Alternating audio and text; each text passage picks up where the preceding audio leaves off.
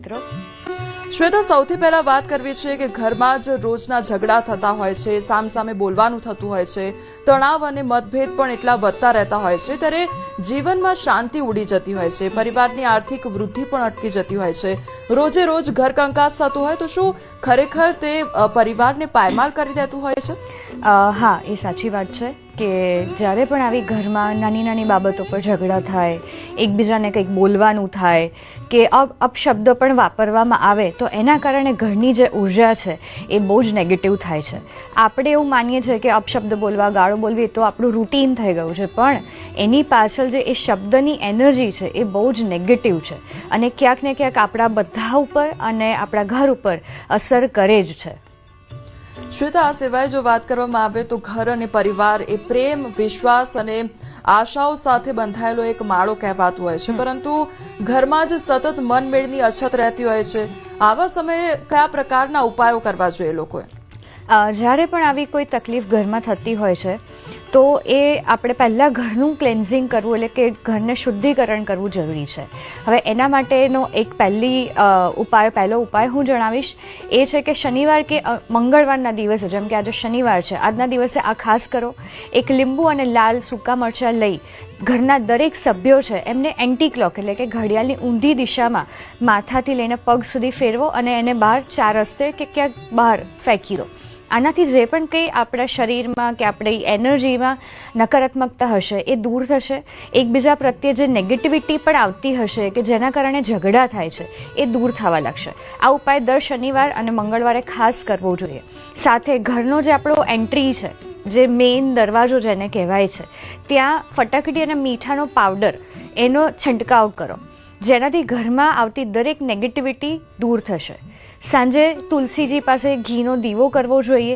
આ દરરોજ કરવાથી ઘરમાં જે પોઝિટિવ એનર્જી છે એ શરૂ થઈ જાય છે. ઘરમાં જે પણ કંઈ નેગેટિવિટી છે એ દૂર થશે.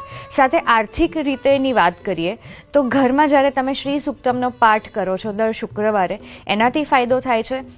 અને ઘરમાં જ્યારે કોઈ પણ આર્થિક તકલીફો ચાલુ થાય છે અને નેગેટિવિટી તમને અનુભવાય છે, જેમ કે બહુ ભારે ભારે લાગવું, એકબીજા પ્રત્યે અણગમો થવો, કોઈ એકબીજાને સમજી ના શકે કે વારે વારે ઝઘડા જેવું થાય, ત્યારે દર શનિવારે હનુમાન ચાલીસા, બજરંગ બાણ આ ખાસ કરવું જોઈએ, કારણ કે એ બહુ જ પાવરફુલ છે.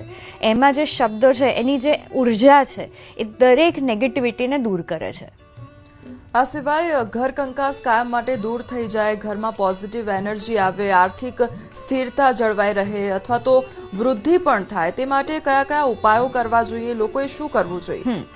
હવે પહેલી વાત કે કાયમ માટે જેવું કશું નથી. આપણે રોજ નાહીએ ધોઈએ છીએ, રોજની આ પ્રોસેસ છે, આપણે રોજ આ કરવું પડે છે, કારણ કે આપણા શરીરને રોજ આપણે ચોખ્ખું કરીએ છીએ. એવી જ રીતે એ દરેક વ્યક્તિએ યાદ રાખવું કે કશું જ પરમેનન્ટ નથી, કશું જ કાયમ નથી. આ રોજ આપણે કરતા રહેવું પડે. જે પણ કંઈ ઉપાયો છે, મંત્ર જાપ છે, અને આ પણ શ્રાવણ મહિનો છે તો એનો લાભ લેવાથી આ જે મહિનો તમે કરો છો એની અસર આખા વર્ષ સુધી રહે છે. હવે એના માટે તમે જે કોઈ શક્તિમાં માનો છો, તમારા જે કુળદેવી છે એમને દરરોજ દીવો કરવાનું અને પ્રાર્થના કરવાનું રાખો, કારણ કે ઘરમાં જે નકારાત્મકતા આવે છે એમાં ક્યાંક આપણા કુળદેવીની પણ એનર્જી બહુ અસર કરે છે.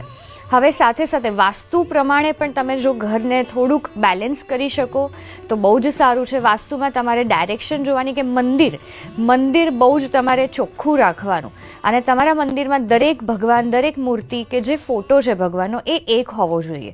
બહુ જ બધા ભેગા નહીં કરવાના. સાથે સાથે તમારે એની ચોખ્ખાઈ રાખવી, ત્યાં દીવો, ધૂપથી લઈને બધું જ કરવું જરૂરી છે. અને તમારું મંદિર ઈશાન ખૂણામાં અથવા તો પૂર્વની દિવાલ પર હોય તો સૌથી સારું છે.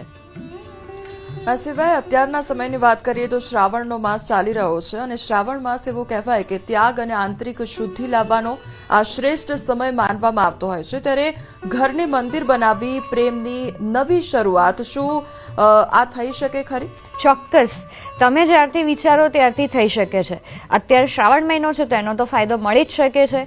જેમ મેં હમણાં વાત કરી, મંદિરને બહુ ચોખ્ખું રાખો.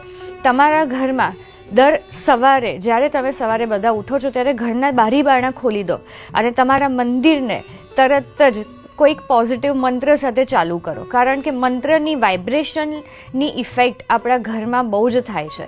અને તમારા મંદિરમાં ખાલી તમે 5 થી 10 મિનિટ પણ સવારની આપશો તો એનાથી જે ઘરનું એટમોસ્ફિયર, જે વાતાવરણ થશે એ બહુ જ શુદ્ધ થશે.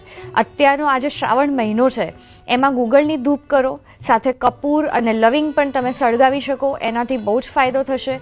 અને મંદિરમાં જેટલું બને કે 5 તત્વોને બેલેન્સ કરી દો, જેમાં પાણી રાખો, દૂધ રાખો, અગ્નિ તત્વમાં દીવો રાખો, ધૂપ છે, અને ત્યાં ગ્રીનરી રાખો, કોઈ પણ ફૂલ ફળ જે આપણે રાખતા હોઈએ છીએ. આવી રીતે 5 તત્વોને બેલેન્સ કરવાથી પણ બહુ ફાયદો થશે.